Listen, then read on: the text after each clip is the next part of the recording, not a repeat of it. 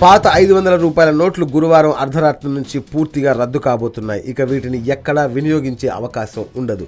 December 30 వరకు ఖాతాల్లో ఈ నోట్లను జమ చేసుకోవచ్చు. ప్రజల ఇబ్బందులను దృష్టిలో ఉంచుకొని కేంద్ర ప్రభుత్వం డిసెంబర్ 15 వరకు పాత నోట్ల వినియోగానికి కొన్ని మినహాయింపులు ఇచ్చింది. వాటితో యుటిలిటీ బిల్లుల చెల్లింపులు, మందుల కొనుగోలు చేయడానికి అవకాశం ఇచ్చింది. గురువారం అర్ధరాత్రి నుంచి ఈ గడువు తీరిపోనుంది. మొబైల్ రీఛార్జ్ చేసుకునే అవకాశం కూడా ఉండదు. పాత నోట్లతో రైల్వే, విమాన టికెట్ల బుకింగ్, పెట్రోల్ కొనుగోలు, టోల్ చెల్లింపు వంటి మినహాయింపులను కేంద్ర ప్రభుత్వం ఇప్పటికే వెనక్కి తీసుకుంది.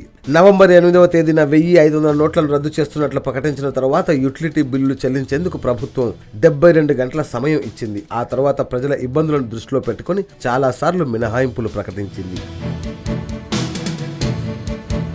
డిసెంబర్ 15 అర్ధరాత్రి తర్వాత ఎలాంటి మినహాయింపులు ఉండవు. 1000 నోట్లతో యుటిలిటీ బిల్లుల చెల్లింపును ఇప్పటికే ప్రభుత్వం రద్దు చేసింది. Yoyo news, Hyderabad.